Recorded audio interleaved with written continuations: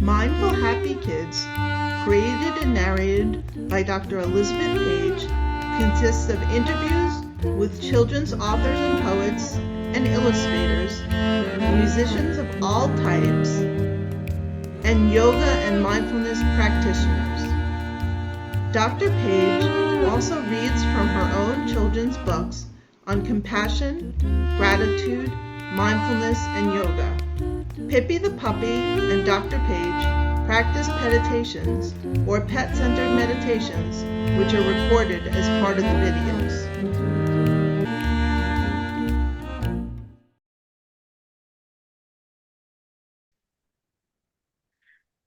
Hello, Nicole Chen. Thank you so much, and thank you for celebrating Asian American, Pacific Islander, and Heritage Month with us. Thank you for having me. So exciting.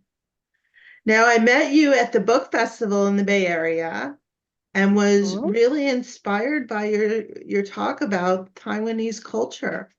Do you want to spend a couple minutes introducing yourself? Sure, I can do that. So, hi everybody. My name is Nicole Chen. I am a Kidslit author by night, and by day I work as a researcher. And yeah, I'm based here in the Bay Area. I grew up in Palo Alto and live in Menlo Park now. And I've been writing for maybe like 5 or 6 years. So definitely not something I've been wanting to do since I was a kid, although I've always loved books and I've loved pictures, which is why my first book is a picture book. But yeah, that's a little bit about me. I guess I would say too that currently I am mostly a picture book author and middle grade. Picture book and middle grade. Well, do you want to, what has been your writing journey? Yeah, so I started exploring the world of picture books specifically about 5 years ago, like in 2018. I guess that's like 6 years ago now. I took a break from my day job to, spend a little time trying to like find my creative mojo again. And so I looked into picture books because I worked in the world of design and, the marriage of words and pictures are just very natural to me. And so, yeah, I started to explore that world. And then COVID hit. And COVID actually really inspired me or pushed me to then want to actually write what I say are an Asian American stories, which basically just means it's a story that features an Asian American character living a very normal, like American life. But before COVID hit, I was kind of just writing general stories. And after COVID and all the anti-Asian hate came out, the way I wanted to fight back was to feature like joyful, proud, happy Asian American kids. And so I think that actually influenced me to then shift my stories to focus on that. And then went from there. My first book that I sold was a picture book.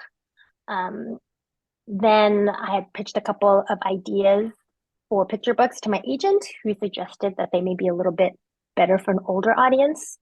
So I started to pick up middle grade novels, chapter books, particularly books featuring BIPOC authors, and was so impressed by what was out there that I wanted to be a part of it. And so started to write middle grade, and I love it. I have a lot of fun with middle grade. And so, yeah, that's where I'm at. I have 3 books out in the world right now, and hopefully there'll be more to come. Great. We're going to spend some time with each of them. Wonderful. What about Taiwanese culture differentiates it from other cultures, and in what ways is it similar? Yeah, so Taiwanese culture is interesting. So a little context is, so I was born here in the States. My parents were born in Taiwan, and then immigrated here in the 80s.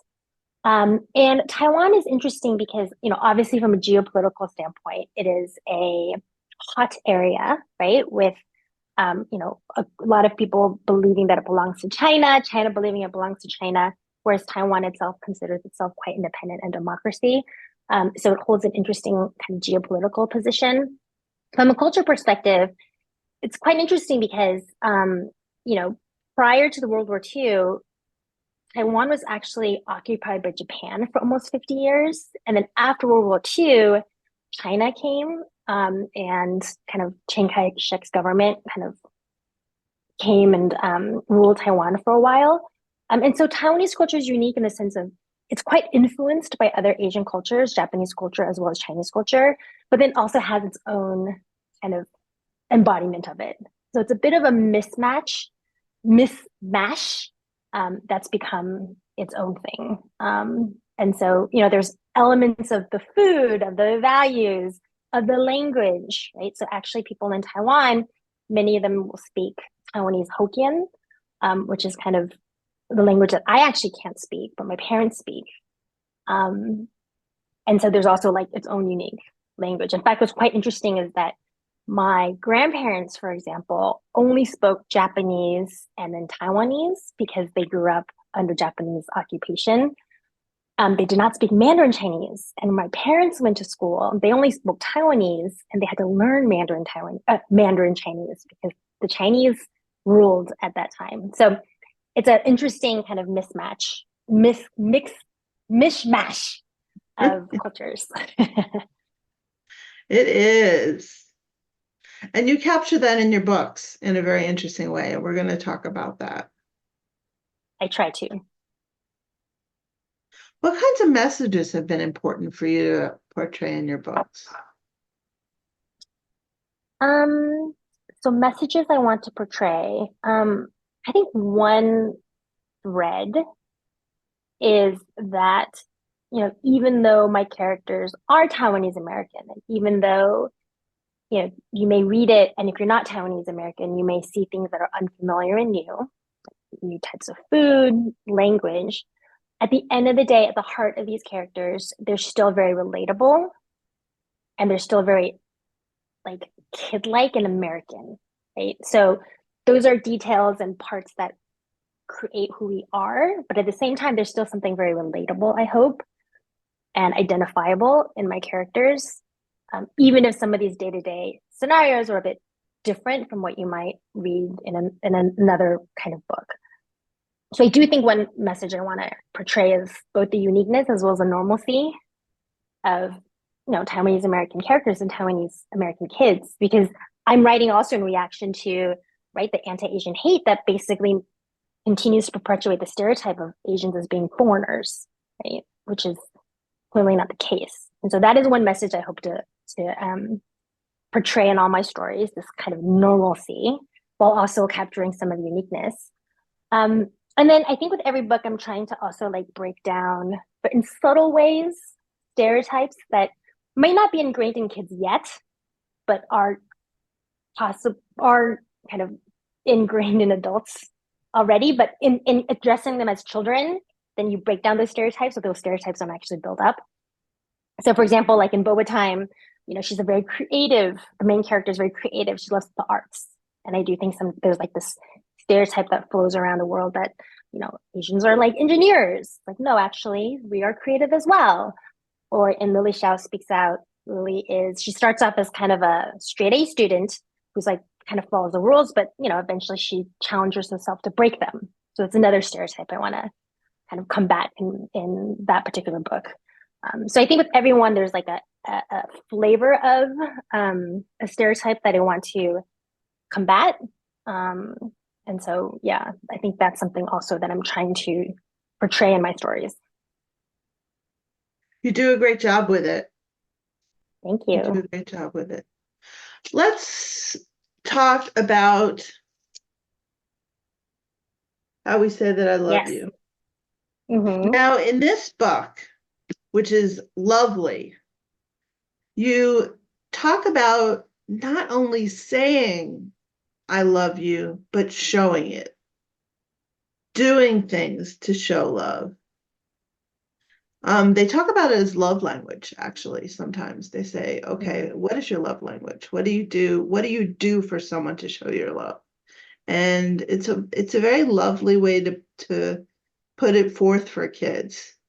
So don't only pay attention to mommy saying I love you or daddy saying I love you. Pay attention to the fact that they make you lunch. Yeah. Or they walk you to school, or it was great. How'd you come up with that? I mean, that is my lived existence as a child. My parents are Taiwanese immigrants. To this day, they have not said those 3 words to me. They say it to their granddaughter, so my daughter all the time, interesting But to me, it doesn't feel natural. But they love me, right? Like I know that they do. My dad bought 100 copies of How We Say I Love You when it first came out. So I wanted to kind of honor that, right? And I do think as a child, I wondered, right? Like they never say it. Like, why do, when I watch TV shows, like, oh, people say it so casually. Like, what is wrong with my family that we don't say it? And as an adult, I look back and I'm like, oh, well, I did not recognize that love language and respect it. And so, quite frankly, both of them are fantastic. Saying it is lovely and hearing it is lovely. But you also need the actions, right? And so I wanted to acknowledge that love language and love does come in different forms. And that, yeah, to what you said is like you take a pause and you contemplate all those little acts of service that really do celebrate that love. And so, yeah, the book is dedicated to my parents, actually. Yeah. It's almost a part of a gratitude practice. Like if you do a meditative gratitude practice, then you spend some time acknowledging what to be grateful for. And if you then talk about people, like if your gratitude practice includes people, then it's like, well, what did this person do for me to show that I need to be grateful for them today? Yeah, that's a great way to put it. And I think I've learned as an adult also to let my parents express their love in the way that they want to, right? So, an example is like my dad likes to stop by with chocolate croissants, right? And I think in the past, before I really grasped like how that is an expression of love that he felt is very natural to him, I might say like, "Oh, no worries, Dad. Like, we've already had breakfast." It's an invitation. Like he's offering an invitation, and I want to accept that invitation, so I accept them anyway, right? So yes, I think you're right. There's this like sense of gratitude for sure, and this feeling of gratitude that I want to express in this story as well. Well, he can send the chocolate croissants my way. All right, I'll tell him that next time. Now let's start talking to Boba Time for Pearl Lee.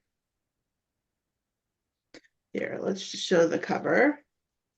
Yay. Now, do you want to spend a couple minutes with giving us a synopsis of the book? Sure. So it's Boba Time for Pearl Lee is a contemporary fiction middle grade. It features Pearl Lee, and she is a 12-year-old Taiwanese American girl growing up in California, Northern California. And she loves to crochet amigurumi. So here's an example. Here's a little crochet, cute little guy. And she loves to crochet these little animals or these little kind of creatures. They're like small, very cute. This is Oscar, which is a character in the story. And she loves to crochet, make these little arts and crafts. And her parents, though, her mom in particular, is very tech focused and so doesn't necessarily see the value in this type of hobby. And where Pearl does find support and solace is at the local boba tea shop that she loves called Boba Time. And it's run by a woman named Auntie Ta, which is like Auntie Tea in Chinese. And when Pearl eventually, like she loves going there, she feels a lot of support there, but she discovers that Boba Time is actually having some financial troubles, and it might close. So Pearl decides to sell her little amigurumi dolls online and hopefully at a craft fair to raise money for the store and keep it in business. And so throughout this journey, she's learning about creativity, she's learning about technology because she starts off selling them on a website. So she has to learn a little bit about how kind of online commerce works. And then along the way, she's really trying to gain acceptance from her parents, her mom in particular, and kind of figure out what the right balance of passion and profit and people are. So that's what It's Boba Time for Pearl Lee is about. You know what it reminded me of? Did you read The Henna Wars ever? I did not. The Henna Wars by Adaba was about I think she was in like 7th or 8th grade, and she tried to market henna. Mm-hmm. And she really captured henna as part of Indian culture. And it reminded me of that because the Amigura, right? The Amagurumi. Amagumi. The Amagumi are such an important part of the crafts of Taiwanese culture. So it reminded me of that. I was kind of like, it seems like it's really important to put forth crafts as a part of culture because we don't see that often. We see kind of like origami, which also is in the book. Yeah. One of Yeah. their main characters is making origami Yeah. in order to bond with her Taiwanese grandmother. Yep. So can you talk a little bit about crafts and why crafts are so important? Yeah. So actually, amagurumi is not exclusively a Taiwanese kind of craft. Its origins are from Japan. Like amagurumi is actually kind of the English transliteration of Japanese word that kind of represents this idea of crocheting cute little animals or cute little things and giving them personality. And so this is an example a bit of why Taiwanese culture is interesting because it is a mishmash, right? Like that Japanese influence is very high in Taiwanese culture. But I would say amigurumi is a very like modern thing, right? And so I actually so I knew I wanted my character to have a craft. And the craft piece is also just because I, growing up, loved making crafts. And I actually do in my day-to-day work in an environment where there's a lot of creativity and like design, and there's actually a lot of creativity and technology as well. And so I wanted to highlight creativity in general as a part of this story and how important it is. And so I knew I wanted my character to do a craft and make a thing. And so I did a lot of research to kind of think about what would be fun and relatable, and also, a bit of a nod to Asian culture. So I landed on amagurumi because, one, is very cute. It's actually quite technical to make, right? So that's the technology piece that kind of comes into craft. And, it's kind of, in fact, it's kind of culture agnostic, right? Like you don't have to be Japanese or Taiwanese or whatever to like appreciate it and like it. Which is why I ended up choosing this particular craft for Pearl to be really excited about. Now, I do think, the reason I did choose a craft again is because I want to show that, Asians can craft as well, right? Like we're creative also. We like to like make things too. We can be technologists as well. So, I picked this particular craft to kind of, or the craft to be a theme throughout because that's one of the stereotypes that I wanted to combat. Well, it was such a conflict for her between her craft and her art world and Yeah, the technology world of her sister, who was a successful app creator, and her mom, who was a successful programmer.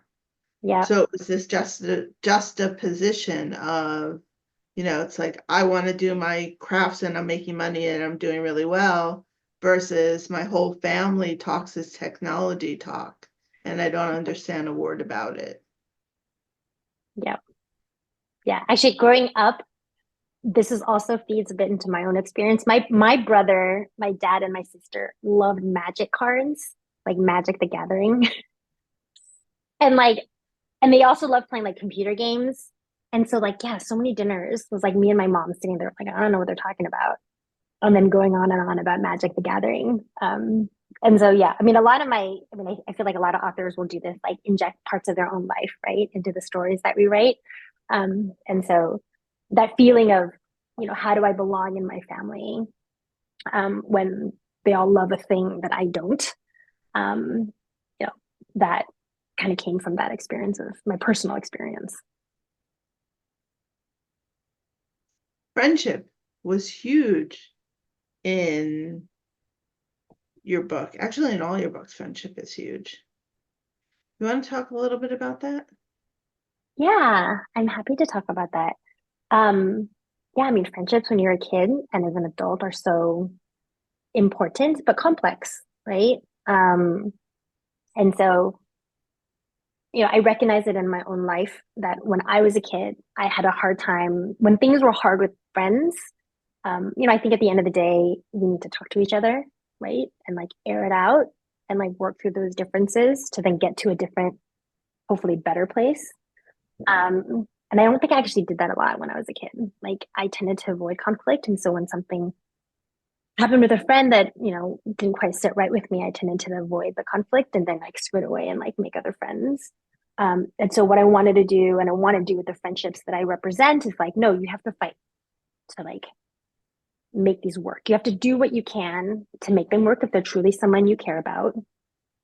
Sometimes you will come out of it and you may need to adapt how you feel about that friend or how that friend feels about you.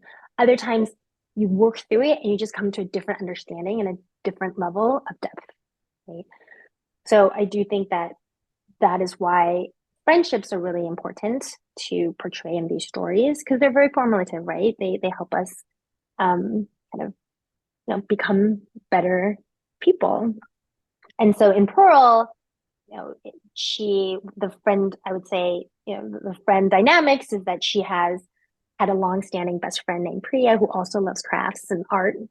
And then a newer friend named Cindy, who's recently immigrated from Hong Kong and perhaps can talk a little bit more about the things that Pearl loves than Priya does, who Priya is South Asian, whereas Cindy is East Asian. And so, the three of them have some conflict in how they kind of become a threesome, how they establish their relationships as pairs, as well as a group of three.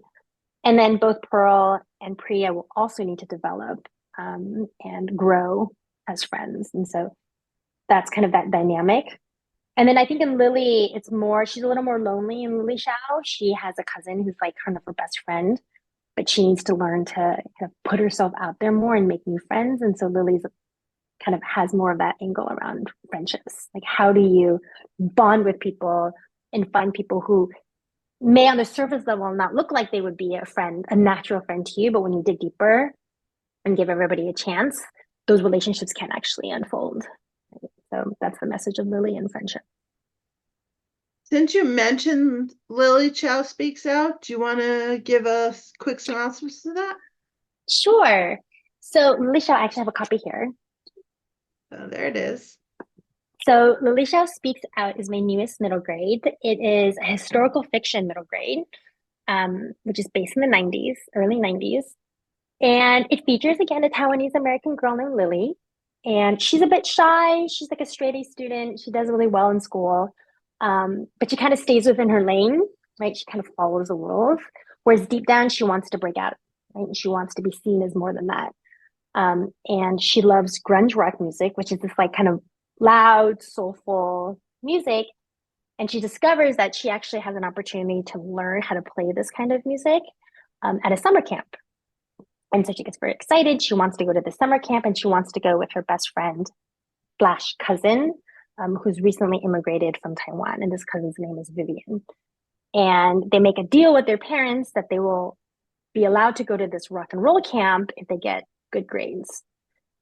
But Lily will discover in the story that Vivian, who only really speaks Chinese because she's recently immigrated, is struggling in school because all the instruction is taught in English. And this is the case for many schools back in the 1990s in California. There was not federal funding for bilingual education, so each school could make their own decisions on how they would support English as a second language learners.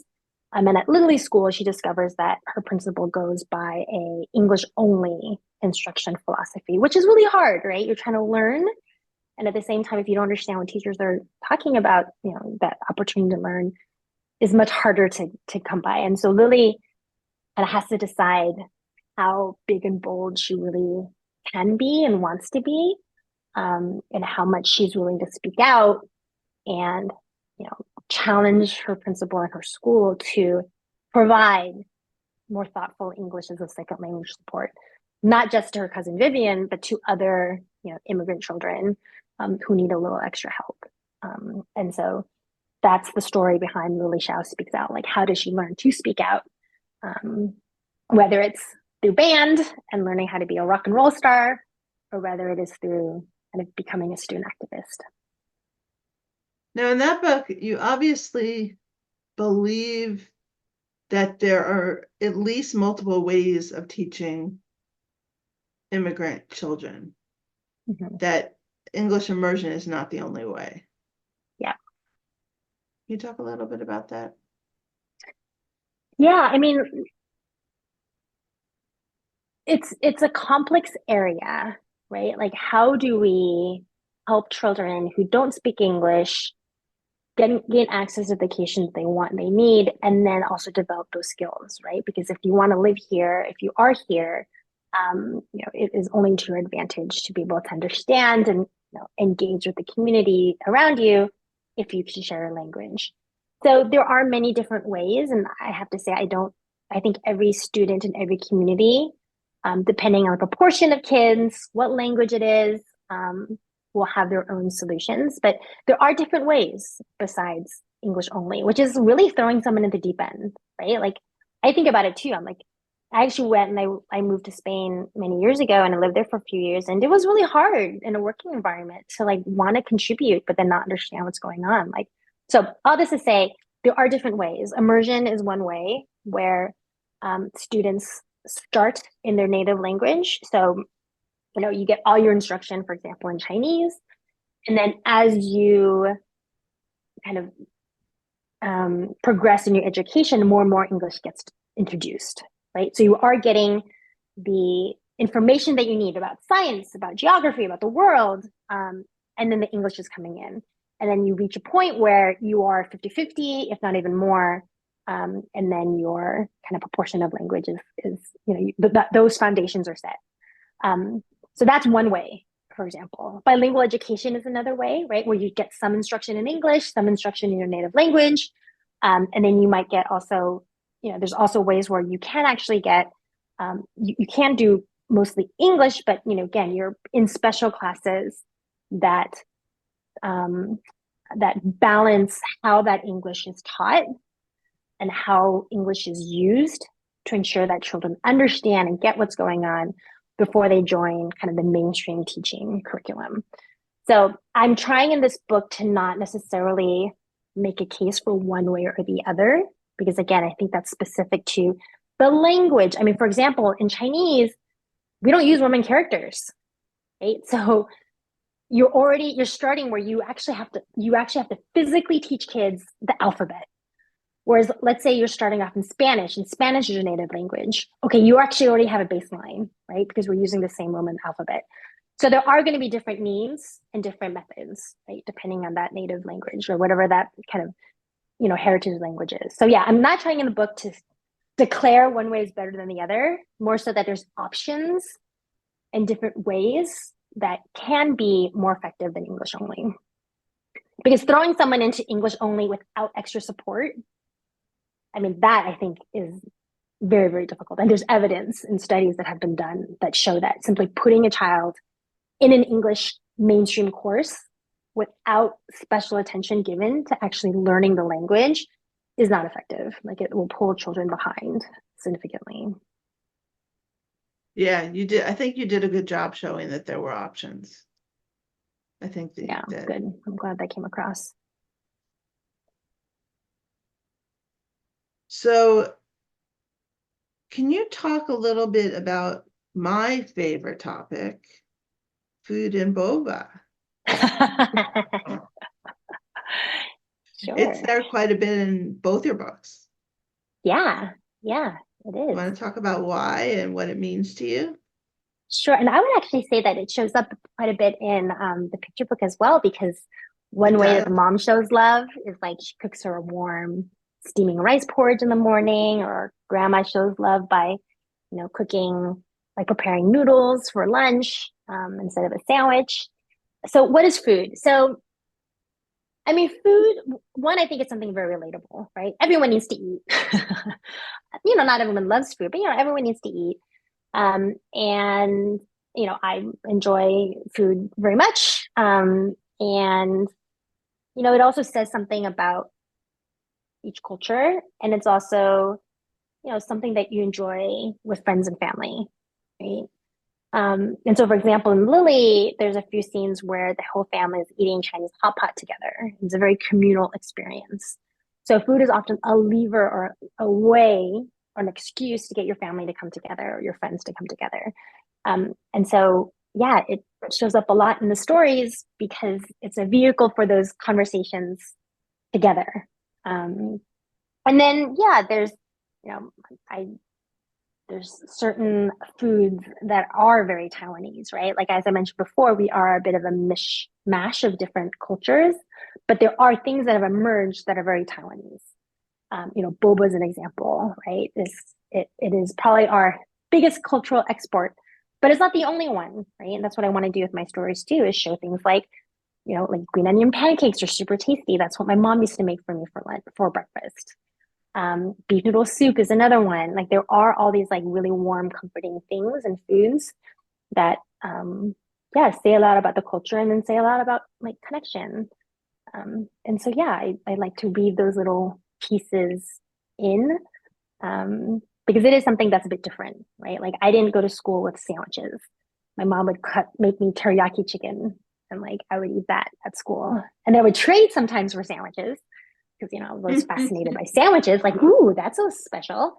And so yeah, I think that's kind of why it features as much as it I does. have to say, I kept reading about the Taiwanese food, and I found a Taiwanese restaurant, couple in Sacramento, found a Taiwanese restaurant, found that the best rated one delivered some food, and I'm going back.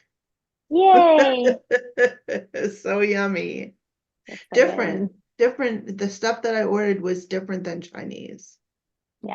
And I mean, Chinese food itself too has like so many flavors, right? I mean, China's huge, right? So, yeah, it's just another celebration, right? Of,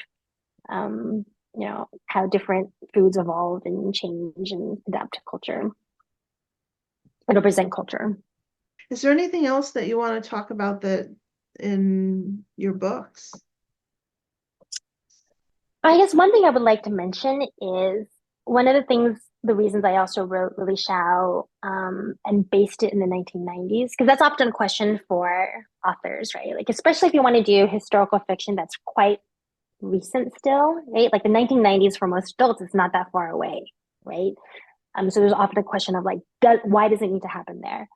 I actually did put it in the 1990s because I did want to touch a bit on kind of unknown Taiwanese history, which is that, in the 1940s, and actually, yeah, Japan gave up Taiwan after World War II, and then Chiang Kai-shek, after losing the civil war in China, like fled to Taiwan, and so like kind of the Chinese, well, I guess, again, it was a civil war, so like the folks that came, like Chiang Kai-shek, who came from China, kind of believed that he was still the true ruler of China. But basically, when he came, he instilled like 50 years of martial law in Taiwan. And so my parents, for example, even though they grew up speaking Taiwanese, sorry, even though they spoke Taiwanese, because of the martial law rules in effect in China, that the Chinese government or the Chinese inspired government put on Taiwanese people, they were not allowed to speak Taiwanese in their schools. In fact, they were not allowed to speak it like in the streets. They had to, they were not allowed to do that. There was censorship. And it wasn't until the late 1980s and early 1990s that Taiwan actually became a democracy and they were now able to speak more freely. So in the story, even though Lily wants to speak up against the school and petition for change, her parents actually protested, right? They are very nervous about Lily standing up. And it's because of the cultural background and the historical background they're coming from, right? Like in Taiwan, they were not allowed to do that kind of thing, right? There were actually real repercussions. And so I did want to weave that in and point that out because, there is this like stereotype sometimes that we Asians don't speak up. We do. And if we don't, there are actually contextual reasons why that might feel very dangerous to us, right? And then I think one of the things that Lily learns is like, who is she? Is she going to lean into the American values that actually allow you and encourage you to speak up? Because that is a right of us here in the US and many other developed countries in the world, but it's not to be taken for granted. right? Because there are still many places where you are not allowed to do that. You cannot do that. And so I kind of wanted to show that tension, and kind of celebrate what we are permitted and encouraged to do here in the States. And again, not take it for granted. I mean, we are allowed and we should speak up when we see something that's wrong. Not the case in other cultures and through our history. And that So it can be very that's scary. one last thought. And it Yeah, can be very absolutely. scary. And yeah, absolutely. Yeah, absolutely. So what would you tell your 10-year-old self? Oh, interesting. What would I tell my 10-year-old self? Um,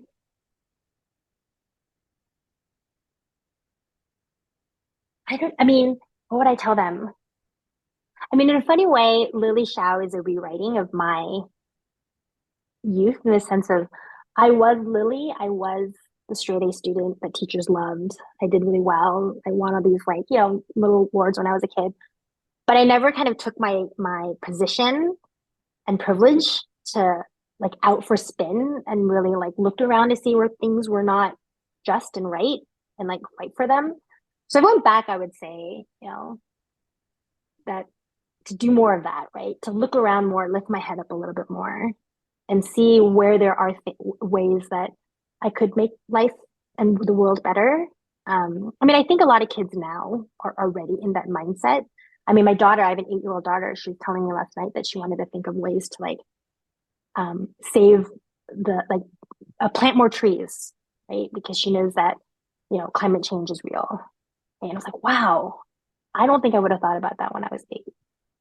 So yeah, if I could talk to my 10-year-old self, would be to and just open my eyes a little bit more and empower myself, to actually think I can change things. Sounds like you're helping your daughter to do that. Yeah, I mean, I think her school helps her a lot as well. And I certainly encourage it too, right? When she says that, I'm like, yes, absolutely. Let's get a notebook and write down ideas, right? What do you want to do? And so, yeah, we did a little bit of that this morning. How about what would you tell budding authors? Budding authors, read a lot and read in your genre and read recent stuff. I feel like that's a common one. Because really, I mean, this is somewhat, I think writing is both very cathartic um, and very personal, and the process itself is beautiful. If you want to publish, though, you also have to kind of understand that there is a business aspect here, right? And so understanding what the market is doing, and what they want is also kind of have to hold that in your head as well. And that's parts of Boba Time, right? Like Boba Time and business and demand and all that kind of stuff comes out in that story as well. So yeah, budding authors, like write what's in your heart, find that thing that you want to change in the world. Because I think for me, I think my writing career took off and my stories became so much stronger when I figured out that my mission and the reason I'm writing is because I want to feature Asian American kids. So what is your reason for writing? And then imbue that in your stories, So that's what I would say. So what can we expect from you? What's on your front burner? So I have a couple projects that are out and being considered. And so a couple picture books, and I am working on another contemporary fiction middle grade. So hopefully that will make it into the world. Quite frankly, I'm at a place too right now where I'm excited about expanding beyond what I've written before. So I'm considering things like novels in verse, maybe YA is in my world. I'm in this fun place where I'm just doing a lot of reading to think about kind of other areas I can branch into. I've gotten requests from children when I do school visits to like write a graphic novel. That's also kind of in my head. But yeah, I mean, I hope to have a long career in writing and try a bunch of different stuff. So I don't know exactly what's next, but there will be something next. Just don't know exactly what flavor that's going to look like. What's on your personal and professional bucket lists? What is on my personal, professional bucket list? So when I'm not writing, I do work at Netflix, and I think one day I would love for a story that I write be turned into some kind of Netflixy thing. That would be amazing. That would be on my bucket list. I do want to write. I do want to write in other genres, so I think that's on my bucket list as well. Personally, I mean, I'd love to travel. I would love to live. I lived in Spain for 3 years. I would love to live in a different country for a while as well. I don't know what country that would be. I'd actually would love to live in Taiwan for at least a year or two. So that's on my bucket list. Um, and yeah, I don't know. I just want to explore the world and explore different experiences, however those may come. Have you spent time in Taiwan? I have. I mean, when growing up, we went back to Taiwan maybe every 2 or 3 years, usually in the spring. And then I took my daughter for the first time last year for her spring break. And that was lovely. So yes, I do go back. The funny thing is I often go back with my parents. So I'd love to go back sometime, just me or, just my family. So we explore it without their kind of, a little more independently. But yes, I have spent a good amount of time in Taiwan. Anything we missed? Um, I don't think so. It's just always so fun to like talk about books and dreams and missions and purposes. So yeah, no, I think we've covered a lot. Well, happy Asian and Pacific Islander Heritage Month. Thank you. Likewise. Thank you. We will post this before the end of the month. Amazing. Well, thank you so much for inviting me to be a part of this conversation. Very Yeah, much thank you very appreciated. much. Where can people find you? So my website is called Stories, or the URL is storiesbynicolechen.com. And then social media, I'm on Instagram, and it's NChenY. So Y is my middle initial, NChenY. And I think in most of my books, there's usually, you can also find my website written down there. Great. Thank you so much. This was great. Thank you too.